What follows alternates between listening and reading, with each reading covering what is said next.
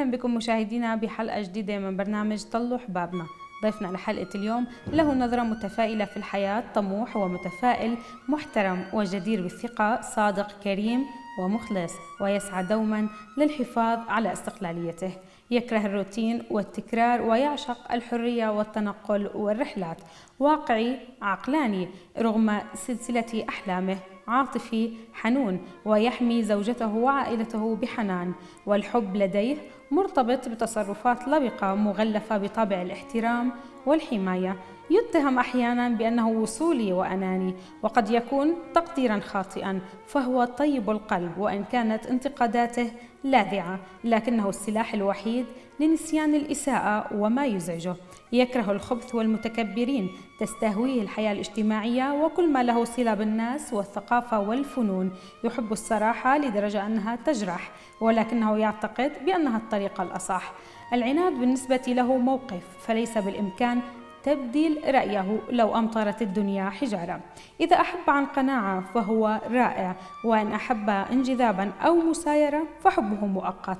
ضيفنا اليوم مشاهدينا من مواليد برج القوس، شاعر كسب جماهيرية كبيرة بشعره، هندس كلماته في باقة شاعرية تروي مختلف الأذواق والأعمار. شاعر لا يبحث عن فلاشات الإعلام ولا عن الضوء، متواضع ومتميز، كلماته رنانة تروي النفس العطشانة للشعر. يستحق أن يكتب اسمه بماء الذهب. إنه الشاعر ضياء الميالي. يسعد مساك، كيفك؟ يسعد مساك. نقول مساك أو صباحك نفس الشيء. هو عادي، أنت هلأ فايق. يسعد اوقاتك هلا فايق يعني. بس شكرا للمقدمة الرائعة، وأحسها صفاتك هي؟ شوفي، هي بها نسبة كبيرة من صفاتي، بس يعني أنا بس ما اعتمدت على صفات برج القوس، بس على معلوماتي عنك يعني. شوفي، هي تجميع معلومات جيد جدا، بس أكثر شيء اللي لفت انتباهي موضوع الصراحة. أنا أكثر شيء مكره الناس اللي صراحة إنك صريح. صريح إلى درجة مزعجة. ما أعرف إنه إذا حاولت أجامل أحس نفسي مرتبك. هذا مو أنا. فأغير الموضوع بشكل مباشر، لازم أرجع للصراحة. أنت بتشوف يمكن الصراحة هي الطريقة الأصح لأنك تقدر تحكي فيها، يعني ما ممكن تجامل. يعني أنا أعتقد إنه الصراحة هي الطريق الأقصر للوصول للأهداف. يعني أنا ما في داعي إنه مثلا على سبيل المثال في بالي إنه صادق علي مثلا يكون صديقي، ما في داعي إنه أجي أتودد له يا تصير صديقي. هاي الطريقة الأكثر مباشرة. المباشرة يجوز تزعج الآخرين، لكن هي الأصح والأكثر عملية، خاصة في عملنا كفن. يعني ممكن بالضبط. يكون لازم الصراحة تكون لا موجودة. لا شوفي، بعملنا يحتاج نوع من المجاملة. أنا أعتبر النفاق مو المجاملة. يحتاج شيء من النفاق، لكن أنا يعني أنت إذا في شخص مانك مقتنع فيه ما بتكتب له عمليا. خليني أتراجع. لكن المهم إنه أنا أكون اللي براسي أسوي. هذا اللي يهمني، واللي براسي تعمله أسوي أيا كان. مثل ما قلنا في البداية، لو أمطرت الدنيا حجارة ما بتبدل رأيك. أبدا. على كل حال أهلا وسهلا فيك بحلقة جديدة من وضيفنا في طلوا حبابنا. رح تنورنا خلال ساعة من البرنامج ونحكي بالحديث معك عن حياتك، عن أعمالك، عن تعاونك مع المطربين. يعني رح نحكي كتير قصص حلوة. يلا أنا سعيد ومتشرف بوجودي وياك. نحكي عن محطة نجاحك في سوريا، وأنت اشتهرت في سوريا. خبرنا بشكل مختصر عن حياتك هنيك. أمتى رحت؟ قديش قعدت بسوريا؟ المحطات المهمة كانت في دمشق. شوفي، يعني أنا ما أخفي أبدا فضل بلدي علي، اللي خاصة مدينتي بغداد. هي اللي أوجدت شيء اسمه ضياء. طبعا والدك شاعر. والدي شاعر، الله يطول بعمره إن شاء الله. أنا ببغداد كنت بمحاولات وطلعت مشهور من بغداد يعني. يعني أنا الشهرة ما حصلتها بسوريا، لكن طورتها بسوريا. طورته بسوريا بالضبط. تدرين بداية بال 2003 تقريبا كان العراق بوضع غير مستقر، فحالي حال أغلب العراقيين. اختاريت الاستقرار، فطلعت إلى الشقيقة سوريا. جيت الأردن بالبداية عفوا، هاي تصحيح. قعدت فترة عملت الموضوع، لكن قلت الأفضل إنه أروح لسوريا حسب ما يحكوا لي عن سوريا. رحت أنا بالبداية لسوريا، اشتغلت ويا أستاذنا الفنان اللي له فضل علينا بصراحة بسوريا وحتى بالعراق، الفنان كريم هميم أبو أصيل. اشتغلنا، سوينا جروب مهم فترتها. كنا أنا وكريم هميم ويانا الموزع الموسيقى ومهندس الصوت علي القاسم. بعد هذا رجعت لبغداد زيارة للأهل، فشفت مهندس الصوت سامر طه سالم، قال لي أنا أريد أروح لدبي. قلت له بس أنا لازم أمر على ترانزيت على سوريا، ما في طيران كان بوقتها ببغداد حتى أطير من سوريا لدبي. قلت له طيب أنت تعال جرب، ويا ريت تبقى هناك بسوريا، لأن سوريا حلوة وطيبة، وأستاذ كريم هميم أيضا فنان وراقي. فأجا عجب الوضع، صرنا أنا وسامر وكريم هميم. فصار حوار على إنه نصرت كان بعد ما معروف، يعني بدايات. فقلنا له نصرت تعال حبيبي، انت ليش باقي ببغداد لا يصير عليك شيء وهذا، تعال. جبتوه، فجبناه، تكون الجروب هنا، صرنا اني ونصرت، واجا بعدها عثمان عبود العازف الكيبورد والموزع، طبعا النجم اكيد، والاسماء اللي قلتها كلها تستحق المحبه والتحيه، نوجه لهم تحيه طبعا. صار الجروب، سوينا اعمال مهمه بوقتها، يعني اشتهر جدا استوديو الاصيل اللي بدمشق بالشام. كنت سعيد بهذا التعاون مع الجروب. هو مو سعيد، هو جروبي الاساسي. الجديد اللي انضاف عليه هو الاستاذ كريم هميم. هو هذا الجروب اللي كنا ببغداد، اجينا صرتوا بدمشق. احكي لي، طبعا كثير حصلت لقاءات معك وتحدثتم عن خلافك مع نصرة بدر، ويعني ما بدنا نرجع نحكي في الموضوع، بس بدي أعرف منك هلأ كيف علاقتك أنت والفنان نصرة البدر، وخصوصي أنه عندكم تعاون مشترك منذ أيام أو منذ شهور. شوفي، ماكو بأي عمل علاقة مستمرة على وتيرة واحدة. أكيد. واللي يخليها تستمر هي نوع من الإخفاقات، نوع من الخلافات، هذا اللي يخلي العلاقات تستمر وتدوم. اللي صار بيني وبين نصرة البدر حال اللي يصير بين أي أخ وأخوه، يعني اختلاف عملي، ما كان اختلاف شخصي، ما كان اختلاف عملي. انتهى الحمد لله، قدرنا نتناسى انا وهو، وده تطلع الاعمال. رجعتوا باغنيه منو الضياع الثاني؟ منو الضياع الثاني مو رجعنا، هي بصراحه يعني رجع التعاون. اي ما كنا مختلفين ومنقطعين، بس هاي يعني انا قايلها سابقا بلقاء من اللقاءات بإحدى القنوات، انه اللي صار اني يعني سمعت موسيقى مسويها نصرة الشارة، مسلسل ما استغلها هو بوقتها، فقلت له يا صديقي خلينا نسوي قصيدة مشتركة بيني وبينك، أنا أقرأ شعر وأنت تغني على هاي الموسيقى، وسوينا من الضياع الثاني. هي كانت ليش؟ كانت استغلالا أو إثارة للموضوع الخلاف اللي هو أساسا قلت لك هو قد يكون موجود بس مو بذيك الأهمية، يعني مش خلاف كبير، هو خلاف بالعمل، خلاف يعني عادي، يعني ممكن ما حد يعتبره موجود يعني بصراحة. فصارت هي هاي من الضياع الثاني. عندك أخوة كمان شعراء، أحمد وحسين الميالي. إيه. خبرنا مين بتحس أقرب إلى ضياء الميالي، بقصائده بالشعر اللي بيكتبه؟ مين بتشوف أكثر شيء فيه ضياء؟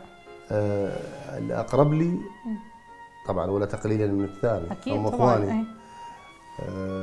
الأقرب لي أحمد الميالي لأنه هو يتبع لوني، يتبع مدرستي. حسين الميالي إلى نظرة تختلف، إلى نظرة تختلف للقضية، لكن أحمد من ضمن يعني ميولي نفس لوني يعني. بيستشيرك أوقات مثلا بشيء؟ بصراحة احنا كل واحد يستشير الثاني، يعني ما في قضية انه والله انا اكبر وانت اصغر او انا اشهر وانت عادي بتستشيروا بعض كلكم؟ نستشير بعض، حتى بايام اللي كنا ما حد يعرف، يعني ما كانوا شباب معروفين يعني. كنت اخابر على احمد او على حسين يعني شو رايكم هم ينطوني رايهم وانا انطيهم رايي بالاشياء عادي. شو بدك تسمعنا قصيدة من كتاباتك؟ اسمعك قصيدة من كتاباتي. سمعت قصيدة أو هن أبيات بصراحة بعدهم ما مكتملين، لكن هو آخر كاتبها عن جديد. إيه البارحة يعني. البارحة معناتها حصري هي إلنا؟ والله هي جديدة ما أعرف بعد، الحصري أكيد تو الناس راح يسموها. ما ينفع الساس المالزم بنيان، تذب عليه ثقل والشايله يعزه. ما ينفع الساس المالزم بنيان، تثب عليه ثقل والشايله يعزه. الزلازل منتهز ما تعرف الجواك، بس الفوق منك تركض تهزه. الزلازل منتهز ما تعرف الجواك، بس الفوق منك تركض تهزه. العجين يجوز يجفل من توج للنار، بس النار هي الحلقة خبزه. يعني هي قصيدة بعد بيها كثير. يعني أنا هي نوع من بتقلي امبارح كتبتها. أيوة. بتكتب يعني بأوقات أي وقت ولا في أوقات معينة؟ شوف هسه أنا وياك على حوار ممكن أكتب، يعني هي مو قضية وقت اللي أريد أكتب به، هذا موضوع ما له علاقة بالمكان ولا بالزمان أبدا. طب أنت بتكتب وبتخليه موجود لحتى المطرب مثلا ياخذ، ولا أنت بتكون حدا موصيك تكتب له شيء؟ عمري ما عرضت شعر على مطرب. طب هو بيطلب المطرب منك؟ المطرب هو اللي يطلب مني إيه على الأغلب هو. لا إنه بده نوع معين مثلا، أو لك بدي وبتفرجيه بتعجبه بياخذها. هو هذا المعنى. مين بينتصر بقصائدك، الحب ولا الوطن ولا الأشخاص؟ شوفي هو أنا باعتقادي إنه الحب أساسه وركيزه بالتفاصيل كلها. الحب للوطن، الحب للأشخاص، الحب يعني عادي هو الحب. حتى لما أجيب عكس اللي هو الكراهية في الأساس الحب. لا أنت هو الحب. هذا موضوع بالضبط مثل ما تقولين أساس الأشياء.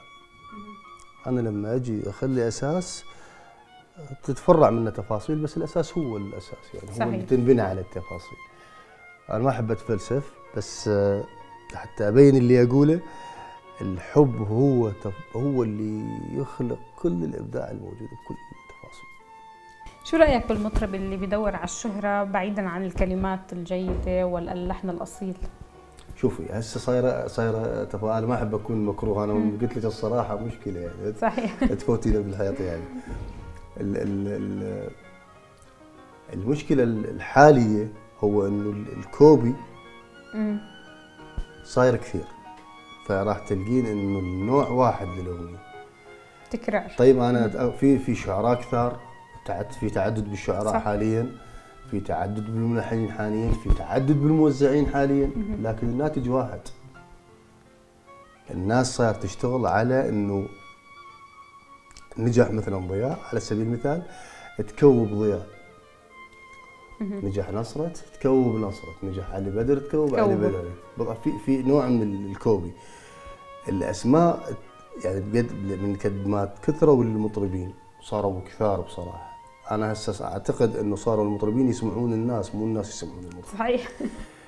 هواية صاروا إلى درجة مربكة. فصارت الأغنية عبارة عن أغنية واحدة تتكرر على أفواه متعددة. هذا الشيء مو صح. يعني في خطر على الشعر؟ هو في خطر على الأغنية كلها، من ناحية الشعر، من ناحية الألحان، من ناحية طبعا التوزيع. كل الأشياء في خطر عليها، لكن ما دام في ناس صح أكيد راح تتصلح الأشياء. يعني أخطاء موجودة، الأخطاء موجودة من كل الناس، يعني مني أنا ضياء في أخطاء كثيرة، أنا ارتكبت أخطاء فظيعة. لكن إن شاء الله ما دام أكو نفس وأكو روح وأكو مثل ما قلت طموح، الأخطاء تتصلح وترجع الأمور إلى نصابها أيا كان. شوفي، أنا ممكن أكوب باسلة، لكن ما دام الأصل موجود الكوب راح يروح. أكيد. هذه قد البعض يروج للنسخ، لكن المبدع يبقى مبدع.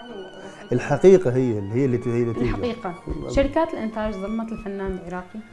لا شوفي، هي ما دام صارت القضية قضية فلوس بطل في أعتقد إنه الإبداع راح يعني يصير ليورا للخلف.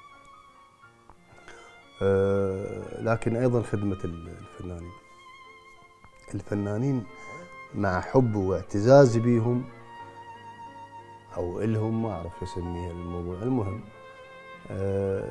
الفنانين ما صار يتكلف بالحالة، صار هو اللي يختار الشركة أو يختار هو اللي يختار الأغنية، هو اللي يختار القضية. بلاش أي شيء، بلاش، ما إله قيمة، ما إله قيمة أبداً، وما راح يصير دفاع عنه، ما راح يصير إصرار على وجوده. هذا أربك شيء، لكن أيضاً هو فاد بجوانب أخرى. قضية الإنتاج فادت بكثير من الناس وأبدت كثير من الناس بصراحة. كنت رح تفتح قناة فضائية، شو صار فيها؟ شوفي، كان في مشروع لافتتاح قناة فضائية. شوفي، اللي هي في مشاريع فضائيات، مو مشروع واحد. مشكلة الفنان لما يدخل بمشروع عليه أن يتلبى مطالبه، وعليه أن تتوفر اللي يتمناه. فلما ما يكون هذه القضايا متواجدة أكيد راح ينتهي وينسحب. هاي قضية متفق عليها. دخلت بأكثر من مشروع. يعني أنت برأيك إذا ما كان المشروع من بدايته ناجح بلا منه؟ لا، إذا ما كان هو الفنان هو صاحب التمويل راح يكون القضية فاشلة أبداً. أنا فنان أجي أمول الحالة، أسويها، أخلقها، أوكي. لما يجي وياي واحد ثاني مو فنان راح يأذيني وراح يأذي المشروع، راح يخرب المشروع. طبعا أكيد. هذا أكثر من مرة صار الموضوع، وإن شاء الله ما يتكرر.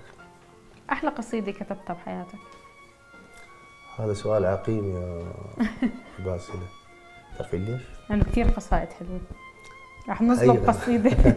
أي قصيدة؟ أنت كل قصائدك حلوين. لا، مو هذا المعنى. هي أنا ما دام أنا كاتبها عندي حلوة، حتى لو كانت مو بذاك المعنى عند الآخرين، بس ما دام أنا كاتبها وطالعة من قلبي فهي أكيد حلوة. ما راح أميز، بس بشكل عام أنا في أعمال مقربة إلي.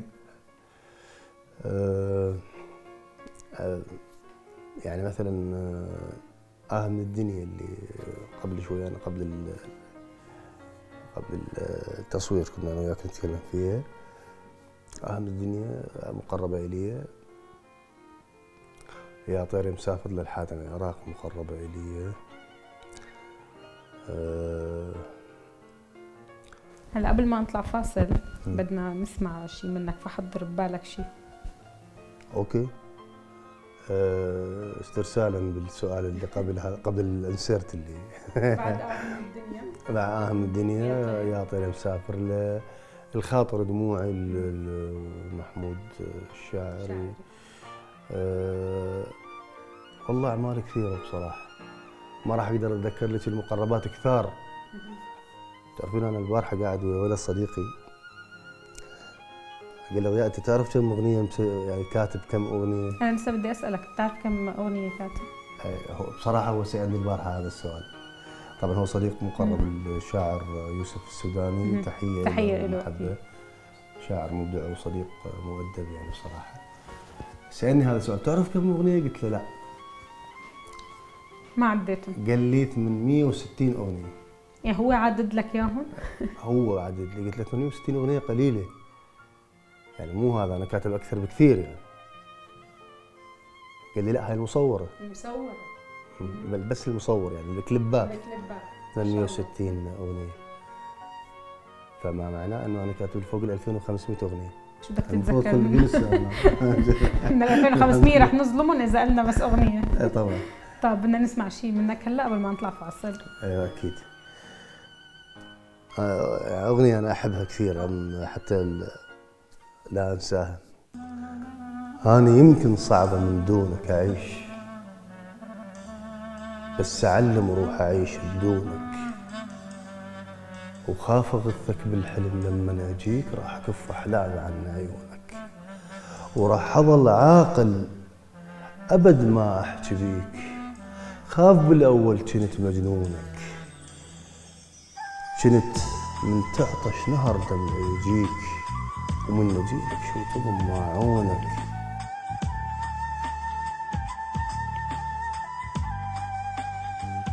وخاف أغثك بالحلم لما أجيك، راح أكف أحلامي عن عيونك.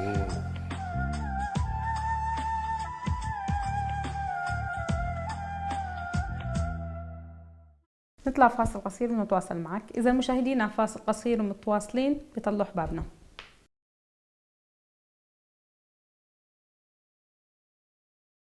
عدنا من جديد مشاهدينا بيطلعوا حبابنا مع الشاعر ضياء ميالي. بدي تخبرني شاعرنا الكبير ضياء، مواصفات الشاعر الناجح شو هي؟ شوفي يعني أنا أقدر أختصر لك هذه القضية بكلمة واحدة، هي نفس مواصفات الإنسان الناجح. الشاعر إنسان، بس الفرق ما بين الشاعر وبقية الناس أنه هو يكون بديهي أكثر، وتركيزه غير تركيز الآخرين. يعني أنا ممكن أركز بكلمة تقولها باسلة حاليا، أخذها أسويها أغنية مهمة أو قصيدة مهمة،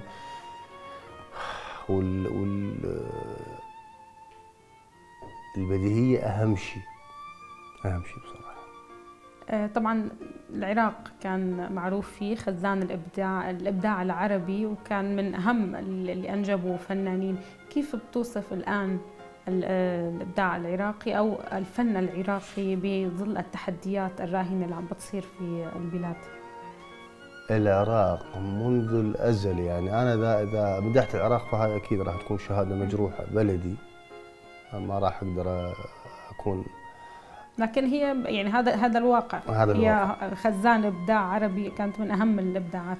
العراق بلد بعدد نخيل إبداع، ما أعرف هسه النخيل يا ترى، لأنه هو يتعرض لهجمات النخيل، وكذلك المبدعين تعرضوا لهجمات.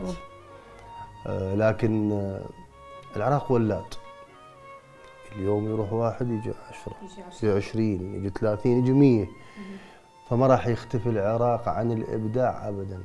وهذا ما أعرف حقيقة، هو في سر بهذا البلد. هذا البلد غريب، يعني إذا قلت لك أنا، يعني إذا قلت لك إنه أنا من أهم شعراء العراق راح أظلم العراق. العراق يوم بعد يوم يطلع بيه مبدعين، وما راح أقدر أقول لك إنه أنا سمعت قصيدة من هذا الشاعر مهم، لأنه ورا دقائق يطلع شاعر أقول لك والله هذا يموت، فما راح أقدر، ما راح ألحق. بلد ولاد للإبداع بشكل مو طبيعي. يقال بأن أعذب الشعر أكذبه، شو بتقول؟ والله والله هو أي يعني في صحة كبيرة لهذا هاي المقولة. بس هو إذا الشعر لم يهززك عند سماعه فليس خليقا أن يقال له شعر. أنا ضد أو عكس تماما المقولة اللي تقول المعنى بقلب الشاعر. المعنى بقلب الشاعر. طيب إذا المعنى بقلب الشاعر، أنا المتلقي شو ذنبي يعني؟ لازم الإنسان يحس يحس الكلمة ويتفاعل وياها يعني، وتثيره لازم، ولازم يعيشها. سمعنا شيء عن اللي كتبته عن الوطن. يعني اللي كتبت عن الوطن كتار. سمعنا شيء واحدة منهم. سمعت شيء أكيد ما حنقدر نسمع 2000 وشوي بين الحب وبين الوطن بحلقة واحدة. لا طبعا. قصيدة أنا دائما أكررها لأنه أنا مؤمن بيها بصراحة. يا وطن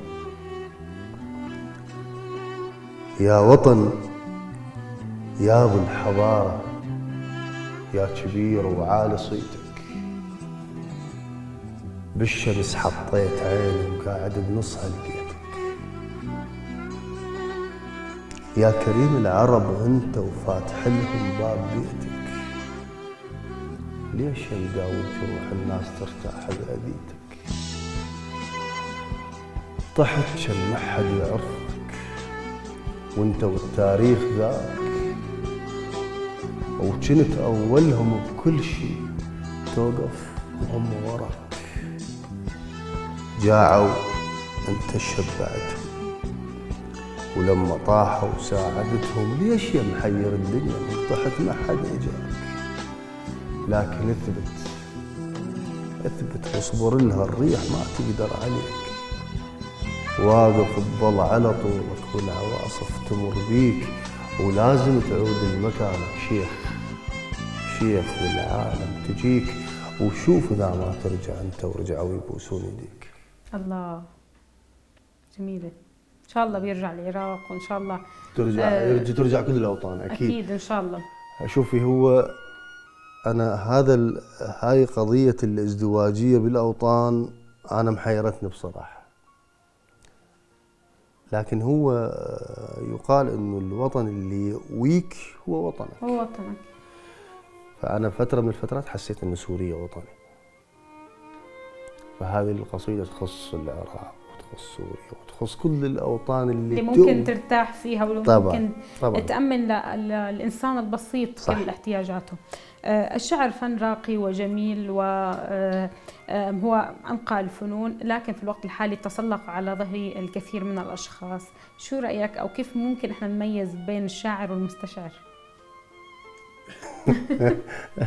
شوفي، الشاعر شيء والمستشار شيء ثاني طبعا، لكن ممكن واحد وقت اللي يعجبه انه يعني ياخذ راي انسان معين بشعر معين، هذا مو خطا، لانه في وعي عند المستشار، اكيد في وعي. بس انا اعتقد انه الشعر هذا عمليه ولاده مثل الحياه والموت. والله كل قصيده يعني عذرا لليمين، لكن كل قصيده تنكتب تاخذ من روح الشاعر، وهي عباره عن خلق، عن ولاده اشياء، عن ولاده كائن جديد اسمه قصيده. يجوز يكون هذا نحيف متعب، هذا يكون بكامل صحته، بس هي بتاخذ من روح الشاعر. اكيد. والله العظيم لو اقول التعب اللي يسبب الشعر للشاعر، فما راح اقدر انطي حق الحاله يعني، ويجوز تشوفوه. طب برأيك الشاعر بينظلم، يعني أكثر شخص بينظلم بالأغنية لأنه مثلا هو خلف الكواليس؟ لا، هذه مو هذا الموضوع. تعرفين انه الشاعر هو اقل اجر بين الكل، يعني بالاغنيه اقل اجرا بالموضوع. والله العظيم المفروض يكون اغلى اجر. المفروض يكون اغلى اجر، لانه اساسا هو لولا الكلمه ما في اغنيه. شوفي، يتبجح الملحن انا سويت فلان وسويت فلان، والله كلهم يصيرون بعد الشاعر. تعرفين ليش؟ لان اذا ما في كلمه ما في لحن، واللحن هذا يصير يعني والله أي واحد ممكن يدندن يطلع لحن. طبعا هو أكيد ما أقول في ملحنين مبدعين أكيد. لا لا لا أكيد هذا مو قاصرا من الملحنين. من الملحنين، لكن الشعر عملية خلق، اللحن عملية تكملة. يعني أنا أجي أكمل شيء موجود أساسا فيه حجر أساس، أجي أبني عليه بكماليات. يعني أنا لما أجي لهذا البيت أخلي لي شيء ورد، أخلي كاس بمكان، أخلي مزهرية بمكان آخر. لكن هو العنصر الأهم الشاعر والكلمة أهم شيء في الأغنية. طبعا الكلمة الأهم، لا هي الكلمة. تعرفين إن الأساس الكون كلمة. طبعا. فخلاص أنا ومن بعد الدنيا تصير خلق. طبعا. احكي لنا عن تعاونك الجديد، مع مين عم تتعاون، لمين عم تكتب، وخبرنا عن تعاونك أيضا مع الفنان حسام الرسام. شوفي، الفترة الأخيرة صار في عوز عندي محلي. أنا صرت أكتب عربي يعني، وهذا مو تقص، يعني مو أقل يعني عدم احترام للمحلي، لا بالعكس، أنا صرت محليا ولازم وراح أظل محليا. لكن الفترة الأخيرة صار تركيزي على المطربين العرب. اشتغلت العاصي الحلاني،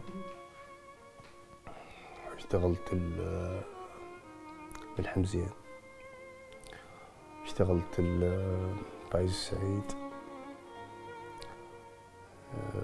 واشتغلت الكبير ماجد المهندس.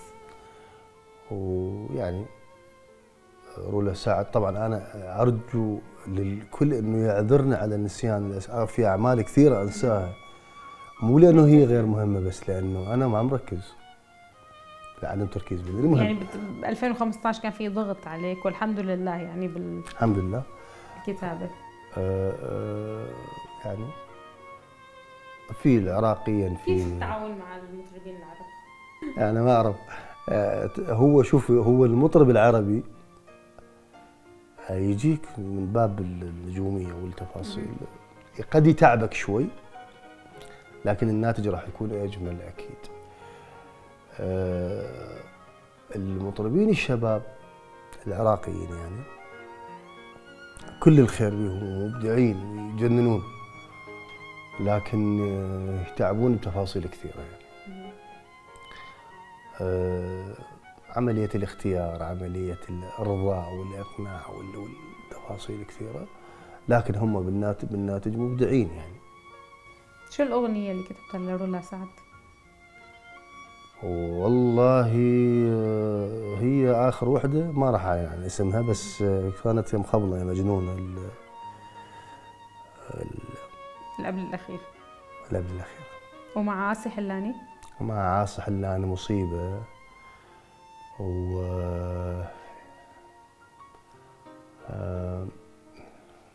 وينك حبيبي، وينك الاخر وحده. ومطربنا المفضل ماجد المهندس. طبعا ماجد المهندس مبدع. ماجد اللي قبل هذه كانت على مودك انت وبس، يعني انشهرت هوايه هي كانت اولى الاعمال وياه. بعدها اغنيه غزل بغدادي، حبيب حبه مو عادي، غزل بغدادي، بحضن ريحه بلادي، حبيبي منها لبغداد. والثاني نام على الجنب اللي يريحك، هاي الأخيرة يعني. برأيك الواحد لازم ينام على الجنب اللي بيريحه؟ هي شوف أنا هو هي أنا هذه زاوية للمكان كامل يعني، بس هي زاوية. نام على الجنب اللي يريحك، أنا قد أقولها المفردة أو الكلمة أقولها للي تعبني. أنا أخذتها بالأغنية إنه أقولها للي أحبه، خلاص سوي اللي يعجبك يا حبيبي، أنت روح سوي اللي تريده. أضحكك شوي، أحكي لك نكتة؟ قولي يلا ضحكيني. زمان الواحد كان ينام على الجنب اللي بيريحه، هلا وين بينام؟ على الجنب اللي فيه شاحن مشان الموبايل. اي والله، اي لا صار الموبايل هو اللي يريحه بصراحه. صح؟ اي لا بس هو شوفي، هذا مثل عربي قديم يعني. واستغليناه بشكل جيد. قصيدة إيه. وغناها مطرب رائع طبعا. بصراحة ماجد يعني جن. بتحس الفنان ماجد انظلم؟ شوفي، ما في واحد ما انظلم، بس ماجد عبارة عن إنسان توفق بقضية مهمة، لقى شريك يسنده بالسراء والضراء، وهذا المعنى للمبدع والراقي فائق حسن. بصراحة هذا الرجل عبارة عن سر وحياة ماجد المهندس، الميموري المتحرك لماجد المهندس فائق حسن. وهذا يعني صاحب المشورة والكلمة الصح والاختيار الصح والتفاصيل فائق حسن. يعني أنا أقدر أختصر لك ماجد المهندس فائق حسن. أي بصراحة أكيد تحياتنا للمبدعين المهمين فائق حسن والنجم العربي الكبير البرنس ماجد المهندس. نطلع فاصل قصير ونتواصل. يلا فاصل قصير مشاهدينا، متواصلين مع الشاعر ضياء الميالي بيطلوا حبابنا.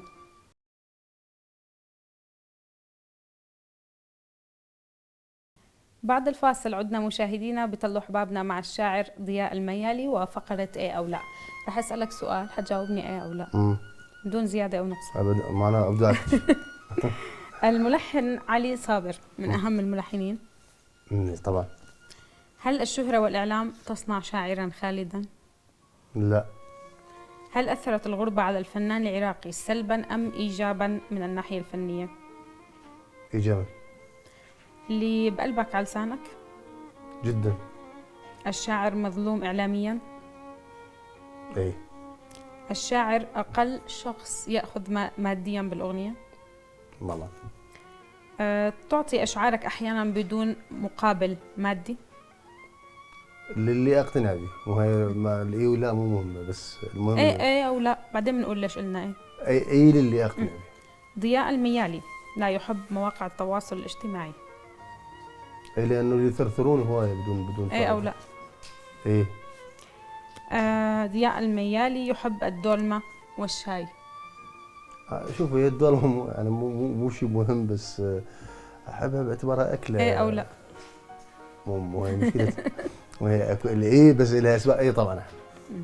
اغنيه صعبه لحسن الرسام تعتبر من افضل القصائد لديك لحسام الرسام. حسام او حسن؟ حسن. صعبة جدا، أحبها. إيه. أنت متسرع بتصريحاتك؟ لا. هل أنت عاطفي؟ جدا. هل يشغلك مظهرك بالدرجة الأولى؟ هل لمست أعداء حولك؟ أعداء؟ إيه. هل أنت محسود؟ إيه. هل بكيت؟ ايه طبعا. هل تؤيد عمليات التجميل للشباب؟ لا. هل تؤمن بالمثل اللي بيقول عمول خير وكب البحر؟ لا. هل تؤمن بالمثل اللي بيقول خبي قرشك الابيض ليومك الاسود؟ لا. طيب نرجع نقول ليش قلت لي ايه او لا. الملحن علي صابر من اهم الملحنين، قلت لي ايه؟ طبعا. شوفي، علي صابر ملحن يجيد صناعة الأغنية بحس، بعيدا عن الشكل السريع اللي عادة ما يجذب الناس. يعني ملحن يعرف يختار الكلمة ويعرف يلحن بشكل جيد. هل الشهرة والإعلام تصنع شاعرا خالدا؟ لا. لا طبعا، لأنه الشهرة والإعلام ممكن أن تثير الانتباه إلى شخص معين، لكن ما ممكن أن تنطي عمر بأذهان الناس وقلوبهم. أكيد. هل أثرت الغربة على الفنان العراقي سلبا أم إيجابا من الناحية الفنية؟ إيجابا. إيجابا، لأنه بصراحة فتحت له عوالم جديدة الغربة، خلته يلتقي بناس تعاون. خلته يتعاون مع افكار جديده طبعا، اكيد تضيف له ايجابيه. اللي بقلبك على لسانك؟ يعني احنا بدايه اللقاء حكينا عن الصراحه، اكيد اللي بقلبه على لساني، لانه اوقات بتحس حالك متسرع بتحكي فورا؟ شوفي احيانا واحد يعني يتسرع، لكن بشكل عام انا يعني ما ابدا كرهت صراحتي واللي بالعكس بتحبها. احبها جدا. الشاعر اقل شخص ياخذ ماديا بالاغنيه. اي طبعا، لانه الوسط الموجود ما فاهم حقيقه الابداع وين وحقيقه النجاح وين. حاليا الاغنيه اتحدى اللي يقول ان الاغنيه مو عباره عن كلمه تنجح. صحيح. احنا العرب، احنا مو اجانب، احنا نتذوق الكلمه. ولهذا السبب اكثر نجاحات الاغنيه تعزى للكلمات. صحيح. تعطي اشعارك احيانا بدون مقابل؟ اذا اقتنعت بالصوت ممكن تعطي. اي، اذا اقتنعت انه هذا الصوت يهمني انه اتعامل او يغني كلماتي او تطلع من خلال ممكن الكلمات. كمان لصديق يكون صديقك مثلا مثل نصرة البدر زمان كنت بصراحه نصرة البدر اغلب اغاني اللي اكتبها ماخذ من عنده اجور، لانه صديقي. كيف علاقتكم هلا؟ صديقي واخوي. اغنية صعبة لحسن الرسام تعتبر من افضل القصائد لديك؟ اللي انه احبها فعلا، هي من اكثر من انجح الاغاني الي، لانه انكتبت عن واقع حقيقيه، عذرا بالنطق، بس حقيقيه. انكتبت من القلب، وكل حرف فيها مكتوب. تقول انا يمكن صعبه من دونك اعيش، بس اعلم اروح اعيش بدونك، وخاف اغثك بالحلم لما اجيك، راح اكف احلامي عنك. تعطي اشعارك احيانا قلناها. ضياء الميالي لا يحب مواقع التواصل الاجتماعي، ما بتحب الفيسبوك. شوفي اكو اشكاليه صايره بمواقع التواصل الاجتماعي. يعني انا انسان، لما واحد يغلط علي باي مكان كان ما راح اتركه. طبعا بدك ترد عليه، يعني مو ارد عليه بقسوه. فلذلك حرصا على ان لا اجرح الناس ولا تطلع من عندي اشياء قد ما تحبها الناس، احاول ابتعد عن مواقع التواصل الاجتماعي. لانه طيب كيف بدك تتواصل مع معجبينك؟ والله ما ادري بعد.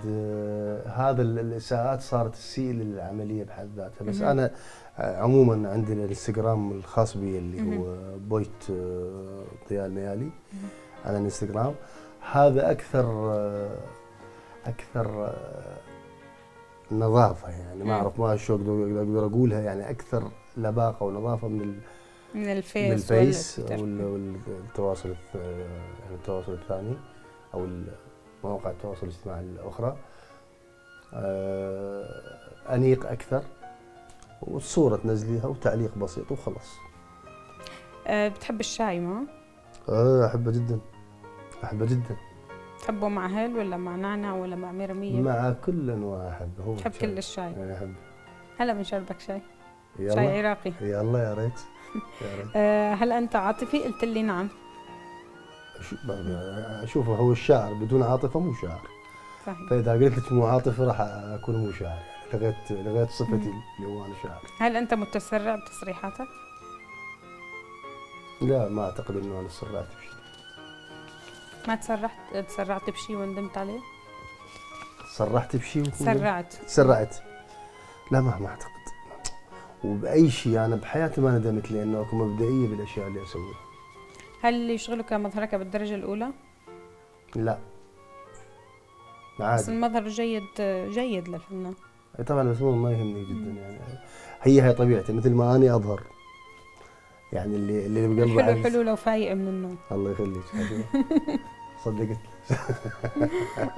هل لمست اعداء حولك؟ شلون؟ هل لمست اعداء حولك؟ قلت لي نعم وبشده. نعم، لمست اعداء حولي كثير. شوفي، كيف ممكن تتجاوزهم؟ انا باعتقادي انه التجاوز الاعداء هو بالشيء اللي يزعلهم. قبل كم يوم كنت ببيت حسام الرسام، عازمني على الغداء، فاعطاني مفردة تقول اللي تريد تسله لا تحاكي وذله. صح. يعني انه انت لا تنتبه له، هو هذا مثل يعني، انه اللي تريد تاذيه اتركه، ما تحاكي. لا تهتم له. فانا اللي اعداد ولا ما اهتم لهم، بس ردي عليهم حتى اقدر انه اقول لهم انا موجود وبقوه، فهو من خلال عملي نجاحك. الحمد لله. هل انت محسود؟ نعم. هذه ما اقدر شلون اقول لك فيها يعني. بصراحه بس بتحس انه انت محسود؟ احس انه انا كثير من العيون علي، ودائما الناجح عليه. ودائما اكيد. هل بكيت؟ اي جدا. بكيت بمواقف، يعني انا لما اشوف صور بالتلفزيون عن نجاح العراق وعن تفوقه بشيء، وعن مثلا هسه قبل شويه كنت انا بالبيت سمعت خبر ان العراق بيحارب داعش وينتصر، والشباب يطلعون يقولون احنا كلنا فدوى للعراق. هذه اثارتني القضيه وبكيت يعني من الفرحه. اوقات الواحد بيبكي. شوفي، مو من الفرحه، هو من الاحساس بالناس. احنا تعبنا سنين، صارنا سنين العراقيين بحروب متتاليه، سنوات طوال يعني. صح. صارنا بحدود 30 سنه احنا حروب، دوامه حروب. فلما انتبه انه احنا بحرب مستمره لحد اللحظه هاي احزن جدا. ان شاء الله ترجع العراق ان شاء الله يا رب، وما تضل ولا دمعه. ما دام اكو رجال وابطال يدافعون عن العراق، فاكيد راح يكون العراق بخير اكيد. هل تؤيد عمليات التجميل للشباب؟ لا. شوفي، هي انا ما اذا قلت لا او ايه في القضيه ما تعني شيء، بس اللي مو روحه يعني ممكن تلاحظ انه في اغلب الفنانين صاروا عم يعملوا عمليات تجميل. اللي روحه مو حلوه لو شيء يسوي ما راح يقدر يضيف جماليه لنفسه. يعني الروح اهم شيء. الروح اهم شيء. تؤمن بالمثل اللي بيقول اعمال خير وكب البحر؟ قلت لي لا. لا طبعا. ليش اسوي خير وكب البحر؟ وانا اروح فيه طبعا. ما شو اسوي؟ ليش اسوي الواحد ما يستحقه؟ لا ما احبه المثل هذا. ما بتحبه؟ ما احبه. هل تؤمن بالمثل اللي بيقول خبي قرشك الابيض ليومك الاسود؟ هو شوف، هو منطقي، بس انا ما انت بتصرف كثير. اي ما ابدا مو ببالي موضوع الفلوس، انه الم فلوس مو ببالي ابدا، لانه انا لو على الفلوس اللي فانا المفروض انه انا هسه من اهم المؤسسات الماليه بالعراق، بس بتصرف كثير. بس اللي يجيني اقول انا هذا شنو. هو كريم كمان برج القوس. ما اعرف، بس هو انا بصراحه الفلوس اللي تجيني ما اهتم انه اجمعها. انت كريم؟ لا تساليني يعني هذا راح واحد يقول من مدح نفسه وذمها، ف يعني لا يعني نفسه طيب. هو اللي بيصرف كريم اكيد. هلا احنا وصلنا لفقره ايه او لا للنهايه، بدنا نسمع منك شيء. امس حنيت اشوفك تدري لو لا، وامس حسيت قلبي يصيح لك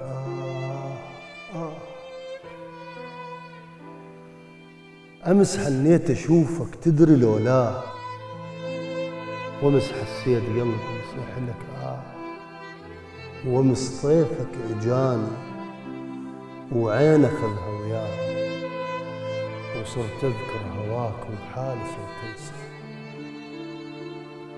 مثل طبت على قلبك فوت طبني، ومثل طبة الطوبة بقاع طبني عساني بالعمان، وطوب طبني لين خليتك تضيعني.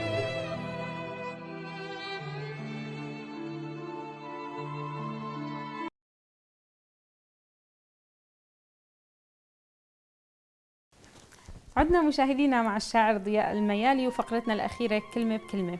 رح لك كلمة رح تحكي لي عنها بكلمة. يلا. ممكن تكون كلمة ونص عادي بسمح لك. اوكي. نصرة البدر. اخوي. علي صابر. ملحن. كاظم الساهر. قيصر. علي بدر.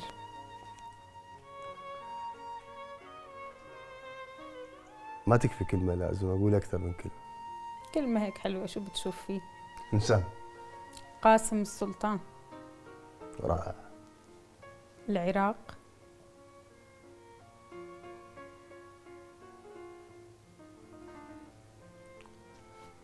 بين قوسين.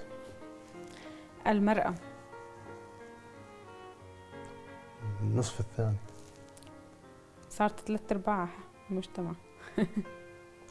لا شوفي، هذا خلاف. أنا أعتبرها هي الكل، بس حتى تكون في موازنة يعني. لازم يكون نص. لازم تكون نص، لأنه بصراحة وراء كل رجل امرأة عظيمة، أو وراء كل رجل عظيم امرأة. شوفي، هذه مو شرط يعني. أحيانا وراء كل خربان امرأة. يعني ما له علاقة. شوفي، هي أحيانا يا إما تكون ملاك يا إما تكون شيطان. حال الرجل، يا يكون ملاك يا يكون شيطان، فهي مخلوق يعني قابل للعطاء وقابل للأخذ، والأخذ أكثر على فكرة. الأم. دمعتي.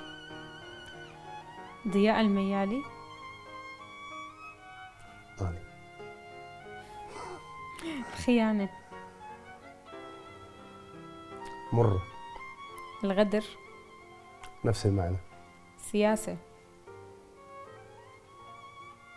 ما أحب. الحب. مهم. الشعر. حبيبي. الشاي العراقي. رفيق الدرب هذا. طيب بدي أنا خلصت كلمة بكلمة، بدنا نعرف هواياتك بعيدا عن كتابة الشعر. شو بتحب؟ ألعب بلاي ستيشن. مم. ألعب بلاي ستيشن بشكل فظيع يعني. شو كمان؟ ومدمن يعني، بحيث أنا يوميا لازم ألعب بلاي ستيشن. بتلعب كمان طاولة زهر؟ ما أحبها، لا. ما بتحبها؟ ما أحبها، بس أحب البلاي ستيشن. ما أعرف يعني. يعني هسه إذا منيح ما بتعرف، لأنه قاسم السلطان بيغلبك دائما، بيغلب. وش اللي بيه قاسم السلطان؟ ليش يغلبوني يغلبوني؟ لا، قاسم يعني اكثر اللعبات هذه الزهر يعني اقصد احنا نسميه الطاوله عندنا. طاوله. والدومنه يعني بصراحه ما يبارى. فلذلك انا اتجهت باتجاه ما اقدر الا قاسم السلطان، اللي هو البلاي ستيشن. الالعاب كره قدم بالبلاي ستيشن فشي يعني. تغلبهم كلهم؟ لا مو اغلبهم كلهم، بس يعني جيد يعني. جيد، اقدر اغلبهم يعني، اغلبهم. وشو كمان غير البلاي ستيشن؟ العب بليارد كويس. تحب التنقل والرحلات والسفر؟ طبعا. هذا اهم هوايه عندي. كثير اسافر. اسافر هوايه، والى درجه انه ما مستقر ابدا يعني. دائما بتشوف حالك مسافر؟ دائما اشوف روحي مسافر. بدنا ندخل على عالمك الشخصي. نعم. ونعرف انت متزوج؟ متزوج وعندي اطفال. الله يخلي لك اياهم يا رب، ودائما بنتمنى لك التوفيق. ربي يسلمك. نحكي عن جديدك اخر شيء قبل ما نعمل معك لقاء. اخر شيء شو كان عندك؟ اخر اعمال فنيه. اخر اعمال فنيه عندي مع النجم ماجد المهندس، ومع النجمه رولا سعد، ومع عاصي الحلاني، ما يقارب 5 اعمال جديده. آدم، فايز السعيد، عمر العبدلات، حسين السلمان. وعراقيين؟ قلت لك هاي العراقيين. عراقيين عندي محمد السالم،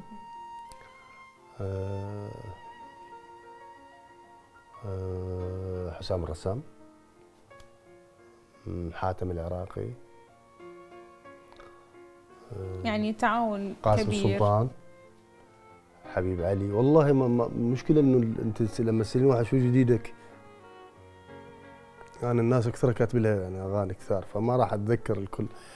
طبعا محبتي للكل أكيد. واللي انساه فهو حبيبي، لكن الذاكره تعبت ينسى.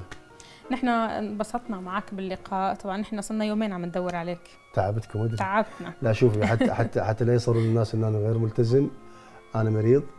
سلامتك. وصار لي يومين بالمستشفى. واليوم اجيت لانه وعدتهم كثير وتعبتهم كثير. نتشرف بوجودك اكيد. اكيد البابليه غاليه، والكادر اللي موجود هسه ورا الكاميرات اخواني واصدقاء، وانا اسف يعني اذا تعبتكم. بالعكس يعني انت دايما منورنا، دايما بنحب نسمع اخبارك الطيبه والحلوه، وان شاء الله تكون انبسطت باللقاء. دم خفيف انتم رائعين بصراحه.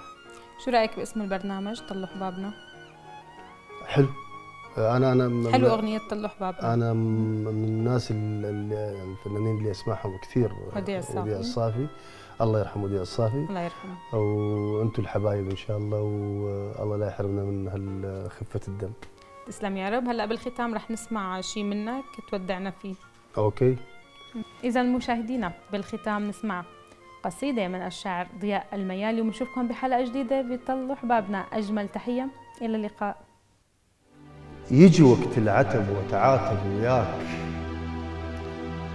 وخليهن بديك ذنوبك وياك. انا شلتك جمر يحرق بالجفوف، وظل خايف عليك وحكم اثر سهم مضى منك اداويه، وحضر لي مكان سهمك الجاي.